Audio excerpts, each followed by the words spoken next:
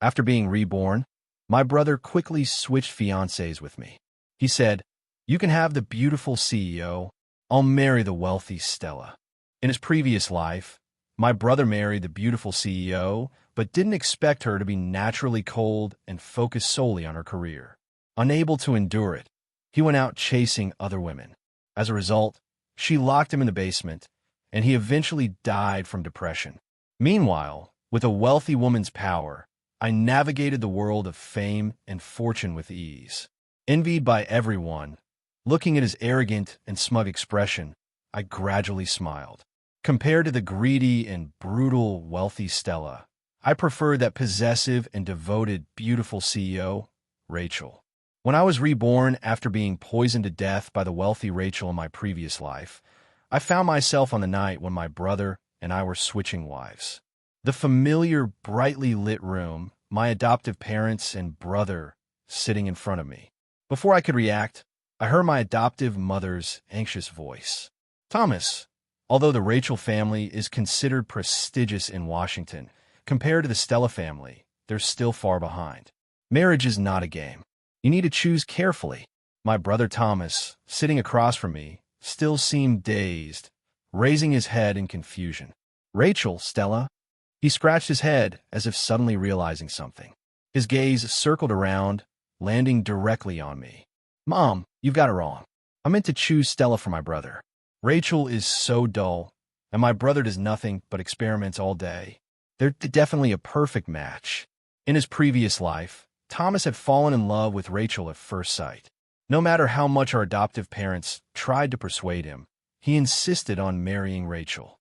Our adoptive parents, who had always indulged him, couldn't resist and agreed.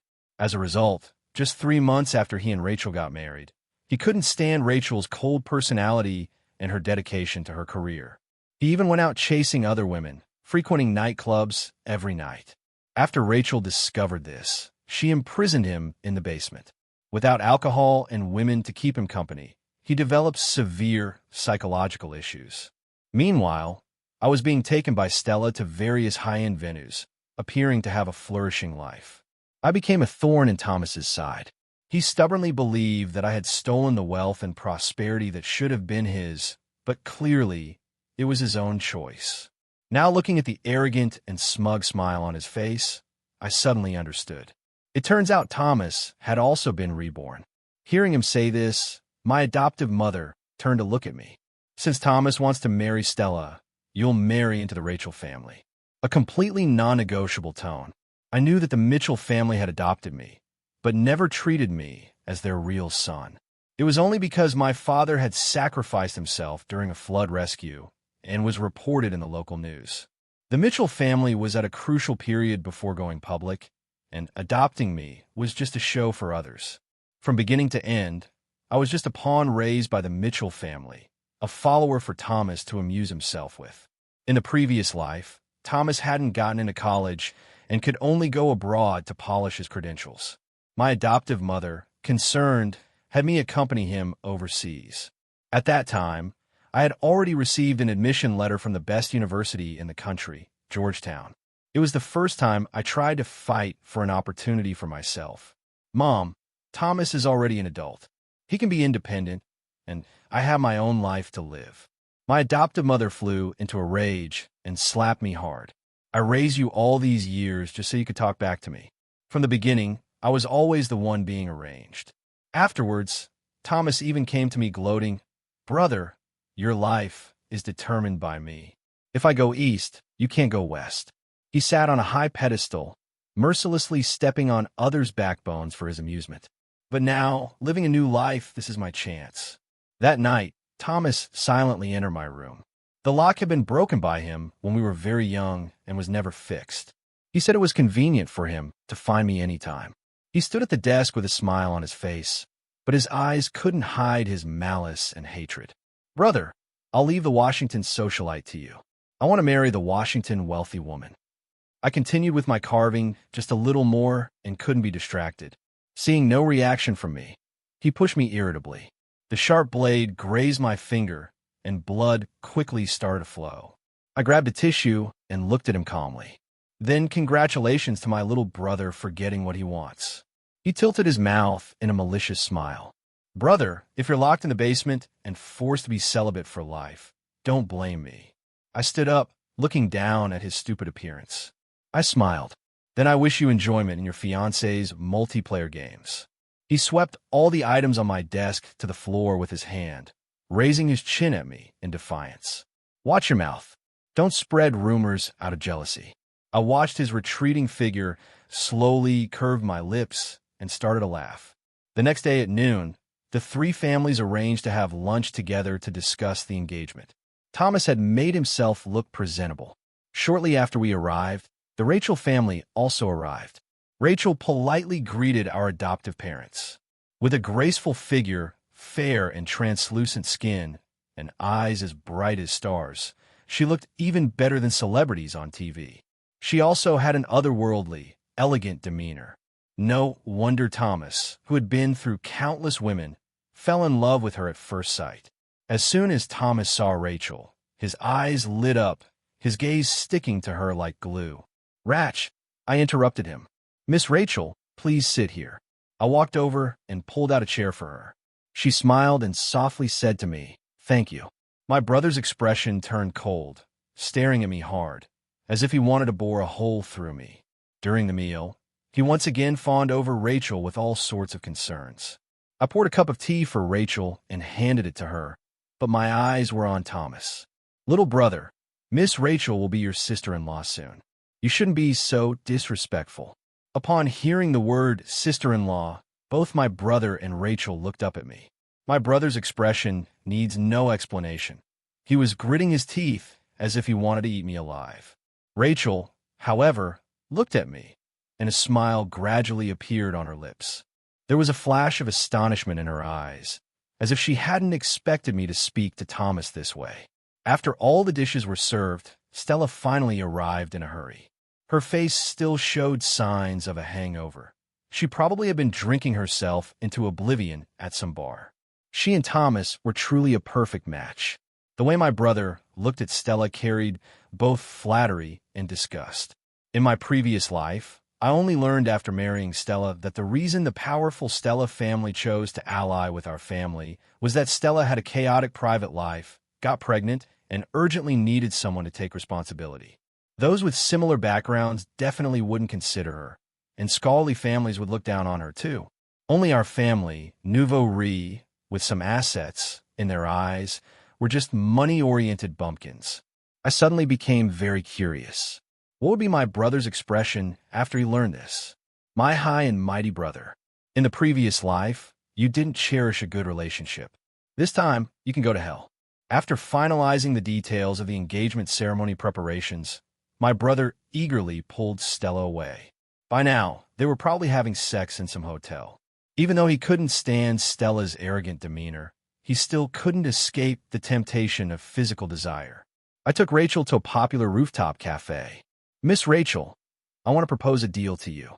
She raised an eyebrow, looking at me with interest. I thought Mr. Mitchell brought me here to talk about feelings. I didn't expect that Rachel, who is usually as cold as frost, would make such a playful remark. I couldn't help but laugh. She frowned slightly as she looked at me. Realizing my impropriety, I cleared my throat. I'm sorry. It's just that Miss Rachel like this is a bit... What? She picked up the coffee on the table, lowered her head, and took a slow sip, revealing her red ear tips. Mr. Mitchell, let's talk about the collaboration you mentioned. I remembered that in my previous life, there was a project where the other party was very interested in collaborating with the Rachel family. The Rachel family had made preparations for it, but in the end, it was snatched by the Stella family. The Rachel family suffered heavy losses, almost not making it through. They didn't know the reason. I did. I've heard you have a project that's going well, but there's a high-level executive at the other company that you haven't been able to win over. Mr. Mitchell is indeed well-informed. I have a way for Miss Rachel to successfully secure the project and kick that stumbling block out. What's the condition? My laboratory has a research project that needs $2 million.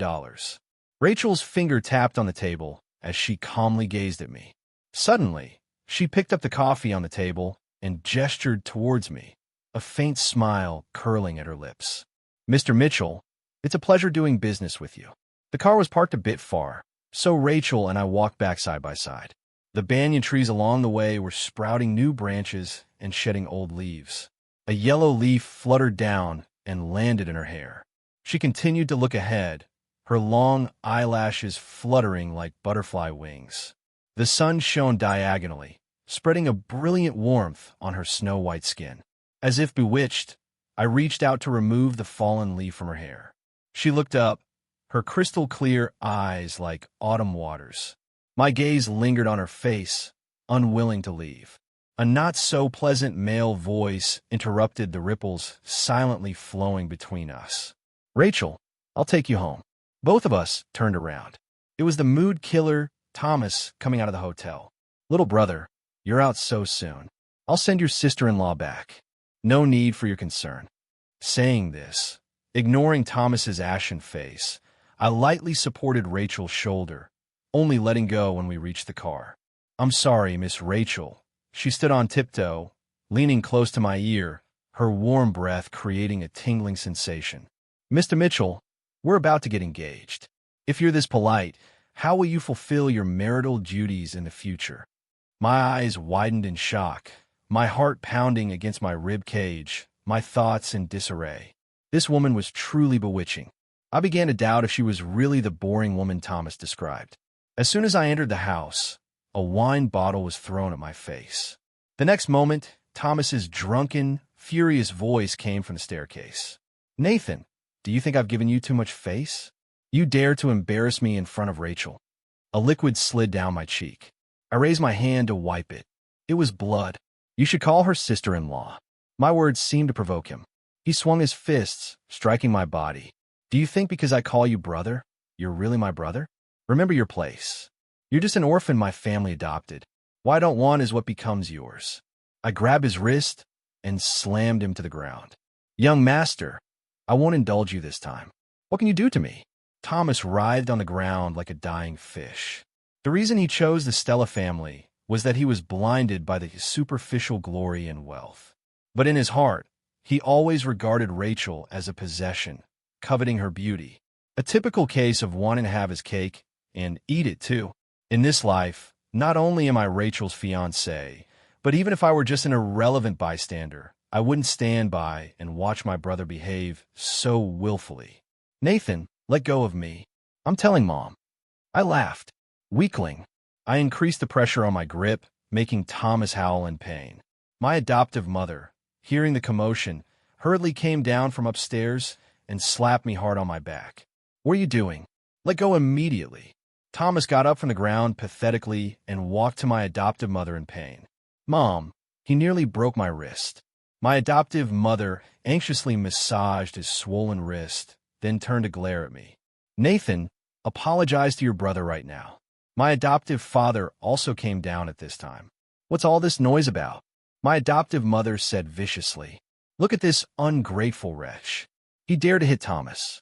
Upon hearing this, my adoptive father became agitated and kicked me hard in the stomach without a word. The force was so great that I immediately stumbled back 2 steps. He grabbed my collar.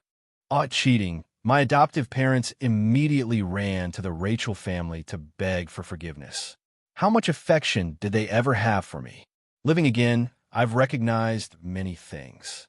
It wasn't me who deserved to die, but these beasts who viewed human life as insignificant.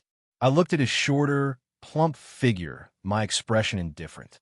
If I were you, I wouldn't choose to do something as stupid as assaulting my adopted son at such a critical time for marriage alliances and financing.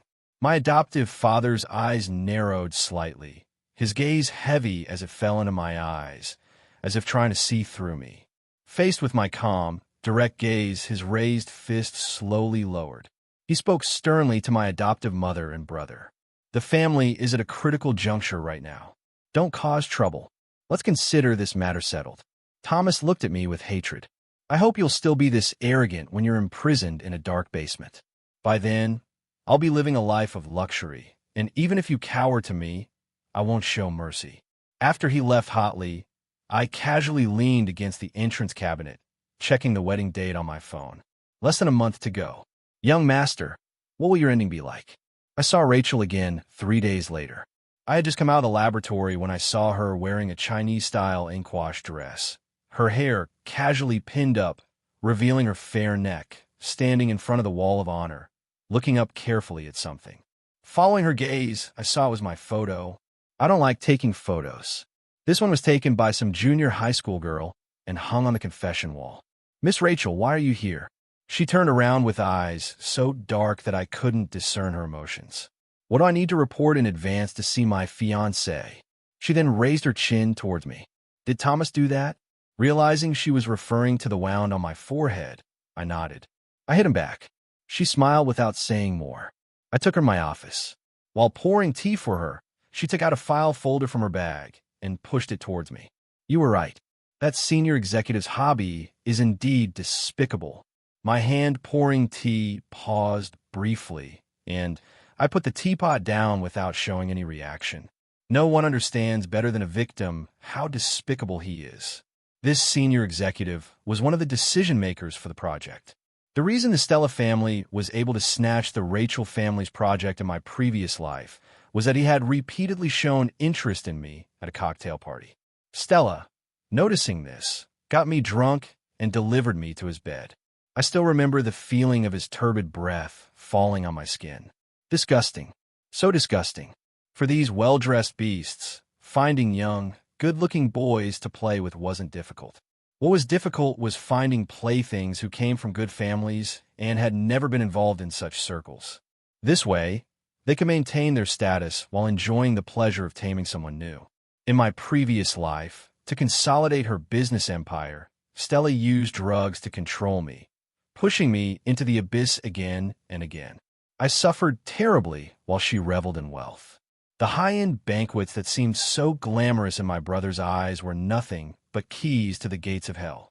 Now that I've been reborn, it's time for the Stella family to go bankrupt. I calmly opened the file folder, looking at the photos of various perverted acts inside. Miss Rachel, wait a bit longer. I'll hand the Stella family to you as well. She looked up at me quietly, various emotions mixed in her eyes. Mr. Mitchell, I feel like you've changed. I picked up the teacup and took a casual sip. If I told you I've died once before, would you believe me? The darkness in her eyes receded, and I could see sadness spreading there. I had a dream where I learned of your situation and rushed to save you, but ultimately, I was too late. Fortunately, this time, we're together from the beginning, as if guided by some supernatural force. I reached out to touch her eyebrows. When a soft sensation transmitted through my fingers, I realized what I had done and hurriedly withdrew my hand. But I was a step too late. Rachel paused, then took hold of my hand. She slowly moved closer to me along the edge of the table, trapping me in a small space. Fiancé, why are you running away?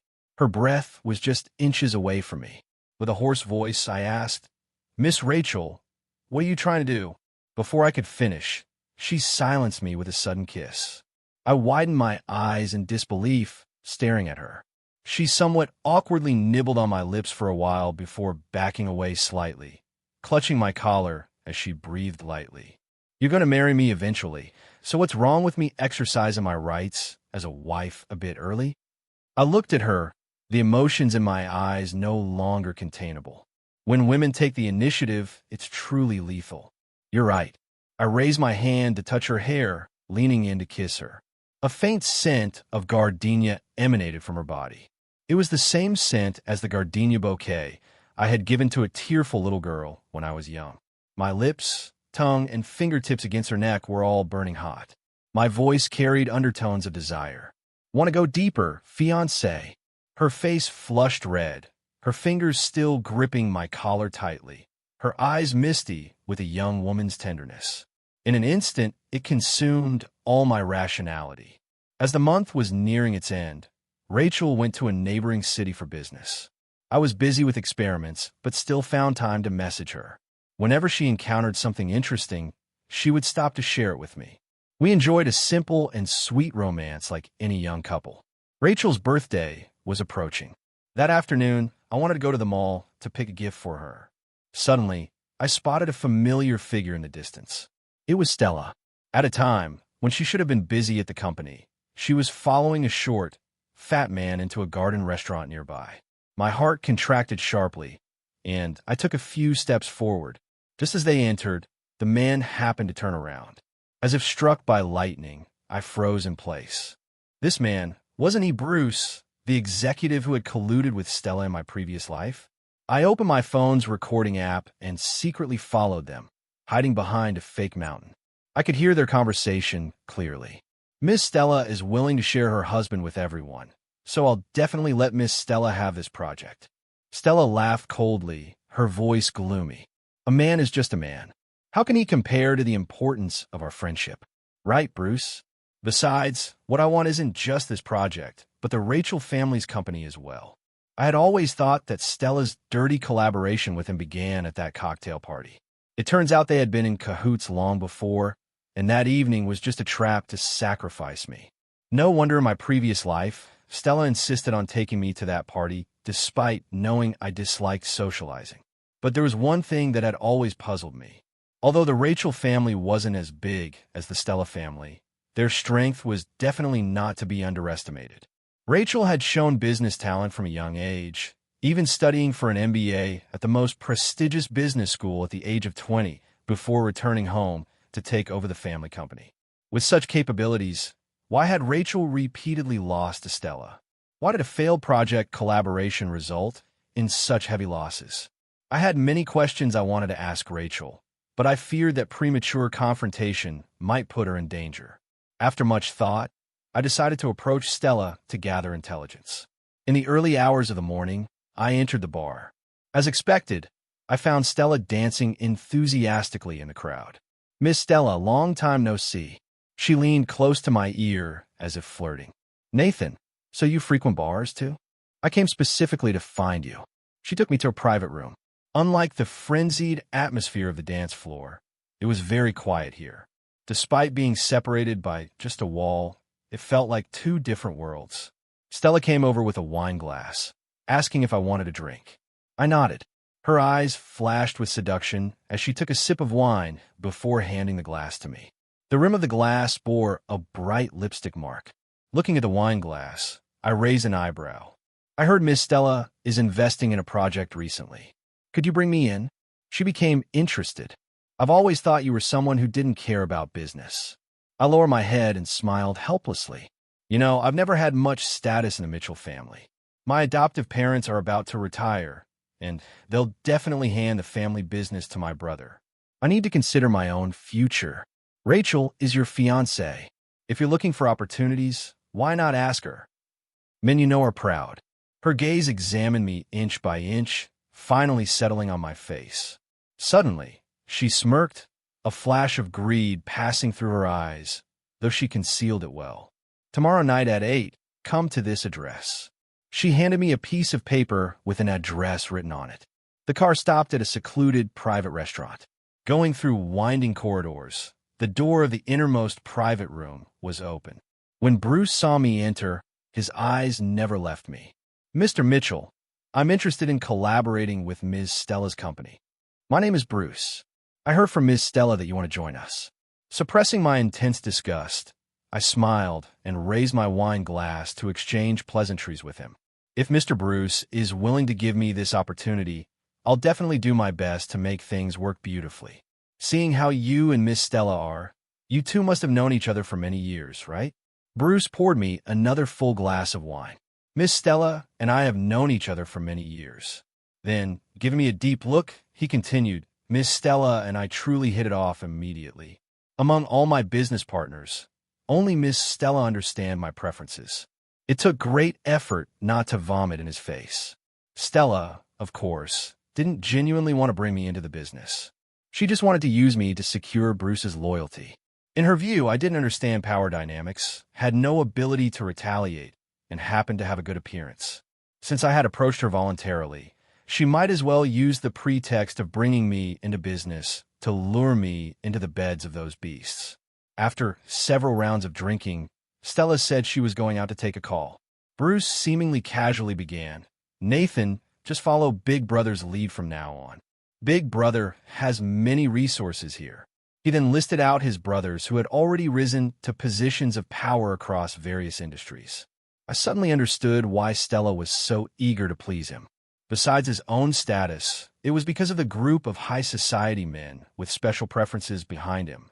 No wonder she could always keep the Rachel family down. My grip on the wine glass tightened as he moved closer and closer. I pretended I needed to use the bathroom. Feeling a bit dizzy, I walked to the door of the private room and opened it. A cold breeze carrying a faint scent of gardenia wafted in. The light fell diagonally on the slender figure before me, casting a long shadow. I snapped to attention, suddenly clear-headed. Thomas stood by a pillar, his voice filled with satisfaction. "Rachel, see, I told you he was problematic." The corridor's light emitted a warm yellow glow falling on Rachel's face. However, it took on a cold edge. She had seen everything. Thomas continued to add fuel to the fire. "Rachel, I'll take you back now to talk to my parents about breaking off the engagement." Amidst my chaotic thoughts, I caught a thread, seeing Stella's confident demeanor around the corner. She was trying to force me into a desperate situation. Rachel walked over, lightly curling her lips in mockery, and raised her hand to slap me hard across the face. "Nathan, we're done." With these words, she turned and left. By the time I chased downstairs, I just saw Rachel getting into a car. Thomas laughed behind me, jumping like a clown. After that day, Rachel didn't contact me for a long time. News of our discord quickly spread within the circle. At this time, my adoptive parents came to see me. Far from being angry that I had offended the Rachel family, they instead wanted me to take over the company. "Nathan, Mom has been strict with you all these years to train you. You don't blame Mom, do you?" "How could I? Mom, I'm grateful to you." My adoptive father coughed twice beside me. "We came today to discuss with you about taking over the company." I pretended to be concerned. "But what about my brother?" My adoptive father interrupted me immediately. "Don't worry about him. You're the elder brother. Won't you take care of your brother?" "All right, it's settled. Come to the company next Wednesday to sign the contract." I raised my eyes and smiled. "You understand, Dad? I'll work hard to make the company bigger and stronger. I wouldn't disappoint you." Before leaving, my adoptive parents specifically instructed me to keep this matter confidential. The car quickly disappeared from sight. I turned around, my smile instantly vanishing, my expression turning cold. At the family dinner that evening, Thomas proudly announced, "Stella is pregnant. We're planning to have the wedding earlier because she's afraid her baby bump will show and she won't look good in the wedding dress." Everyone in the family congratulated him. He suddenly changed the subject. "Brother, haven't you made up with Rachel yet? Everyone's saying your marriage might not happen. Is it true? Even if Rachel and I don't work out, it won't be your turn to become the Rachel family's son-in-law. Why are you concerned about this?" He grabbed a bowl from the table and threw it at me. I dodged to the side. He walked over and placed his hand on my shoulder, whispering mockingly in my ear, "Someone like you, born in the slums, is destined to have a cheap life. Even though you become young Master Mitchell thanks to my family, you still have that poor smell about you. A woman like Rachel is only suited for someone like me." Even at this point, he was still dreaming of having it all. He still hadn't realized what kind of life awaited him. Even though a lifetime had passed and everything had started anew, the half-year of marriage with Stella still felt like a nightmare to me. Every day tied up, forcibly injected with excessive drugs. My brain was foggy. I barely had moments of clarity. That kind of near-death suffering. "Thomas, how long can you endure it?" I noticed the not-so-obvious needle marks on his arm. I suddenly smiled. "You wish you a pin, little brother." Maybe because the memories of the previous life were too cruel, my smile made Thomas take a step back. Realizing that his reaction seemed too undignified, he cursed, trying to save face. The window against the glass was dark with no sunlight. Under the stark white light inside, my adoptive father, sitting across from me, put on a fake smile and handed me a pen. For some reason, my eyes welled up with heat. "Dad, do you feel any guilt towards me?" My adoptive father's smile froze instantly, his furrowed brow indicating his patience was running out. But he still suppressed his temper and spoke kindly to me. "What nonsense are you talking about, child?" Seeing his reaction, I felt relieved. I mentally counted down, 3, 2, with a loud bang. The door was forcefully pushed open. The secretary stood there with an apologetic look. "I'm sorry, Mr. Mitchell, but young Master Thomas insisted on coming in, and I couldn't stop him." My adoptive father waved his hand, and the secretary closed the door and left. Thomas angrily ran over and snatched the transfer agreement from the table. "Dad, what do you mean? I'm your biological son. Yet behind my back, you're transferring the family's property to an adopted nobody." My adoptive father anxiously said, "Son, give me the agreement first. It's not what you think. After your brother signs, I'll explain everything to you when I get home." Thomas held the agreement tightly against his chest, refusing to yield. "Do you think I'm stupid? Once you've both signed, what will be left for me?"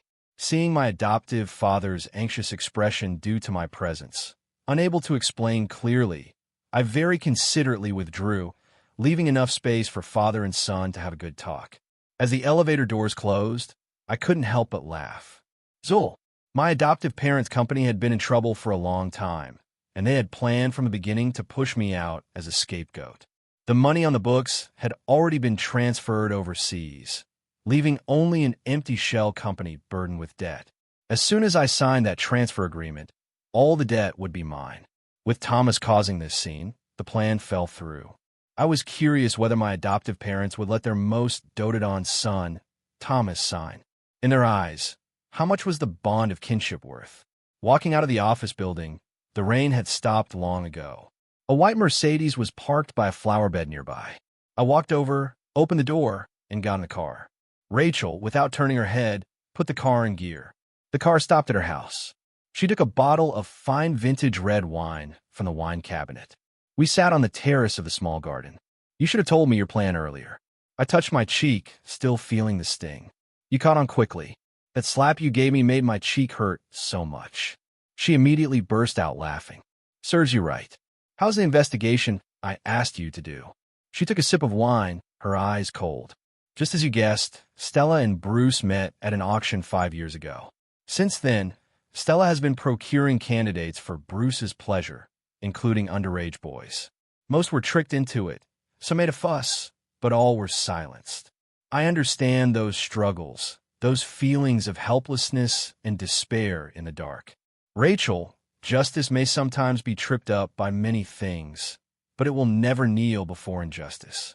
Only by shattering the shell they've woven with power can those weak flames gather together to become a prairie fire." With the courage from the alcohol, I finally asked the question that had been puzzling me.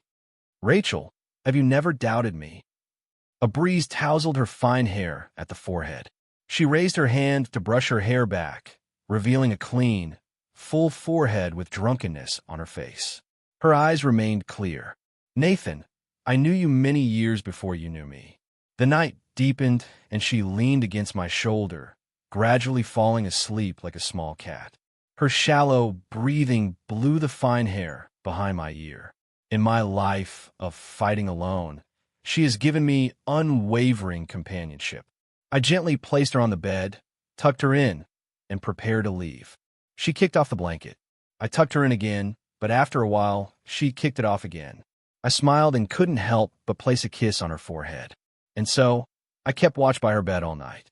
Just before dawn, I hurriedly left. I didn't want to cause her embarrassment when she woke up. Thomas and Stella's wedding was held a month later.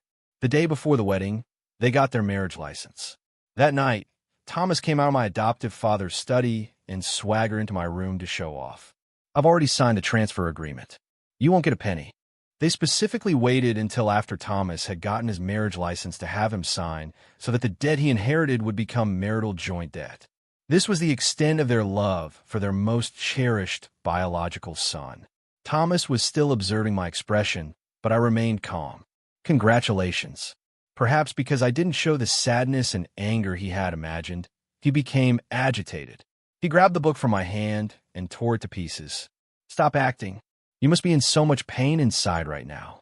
Rachel doesn't want you, and you won't get a cent from this family. You're a good loser. I'm just waiting for you."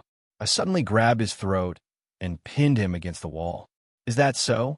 Then enjoy your wedding gift tomorrow." On the wedding day, The host was introducing their love story. Next, let's enjoy a VCR presentation. Instead of showing their filmed love story, the screen displayed a series of recordings and videos under the live broadcast camera. When Thomas saw himself tied to a bed on the screen being used for entertainment, he rushed to Stella and kicked her off the stage. Stella rolled to the floor, clutching her stomach and screaming. The incident of Stella's sexual transactions immediately topped the trending searches. All at once, many people she had forced came forward to formally report her. She and the people behind Bruce were all caught in one sweep. My adoptive parents hadn't finished watching the spectacle before being taken away by the police. Thomas gradually understood the price of the transfer agreement he had signed. He sat on the ground in despair. I smiled and asked him, "On such a joyous day, why aren't you smiling? Is it because you naturally don't like to smile?" He trembled all over, trying to stand up to hit me, but his legs were too weak. Of course, they never thought they would be brought down by someone like me, whom they saw as a parasite that could only survive by attaching to a host. I was supposed to burn out my last bit of utility and then silently die, precisely because I was always overlooked. I could strike fatally when they let their guard down. The Mitchell family and the Stella family were crushed overnight. The Rachel family emerged as the biggest winner. Rachel was so busy she couldn't catch a break. My experimental project was also progressing well. I signed a major contract and was extremely busy. We didn't meet again until 3 months later. The car stopped at my high school. She pulled my hand into the school. The security guard at the gates stopped us. She calmly took off her mask. "Uncle Wong, it's me, little Rachel." The old man carefully examined Rachel's face, trying to remember. "It's you. You all grown up now. I remember you used to squat in the bushes crying because the boy you liked went abroad." Rachel quickly changed the subject. "Uncle, my boyfriend is here too. I'm just taking him for a quick tour. We'll be out soon." The uncle cheerfully let us in. "Which class were you in?" 2 years below you. So you were a junior." Rachel stopped, seriously staring at my face. "You really don't remember anything?" I shook my head in confusion. She sighed and asked me, "Why did you go abroad back then?" Then she said, "That photo on your lab's wall of honor." I took it. Her words were disjointed, but I vaguely understood something. Next, she took me to a bookstore on the street behind the school, where I used to love reading and solving problems in high school. Her voice was soft and gentle. Once a girl wanted to buy a book, but the last copy was bought by a boy. The boy, seeing the girl wanted it, gave it to her. Later, the girl often went to the bookstore and saw the boy always sitting quietly in the corner reading. The girl would sit at the table next to him day after day. After the boy went abroad, the girl sat in his usual spot, thinking of him. It's a very cliché story. A warmth flowed through my body. I held her tightly in my arms. "Rachel, I'm sorry for being so slow. It's been so many years. From now on, let me be the one to watch over you." The bookstore had the scent of old ink, as if drifting from the distant past. Outside the window, the sun shone brightly, and cherry blossoms were in full bloom. It was spring, the season of renewal for all.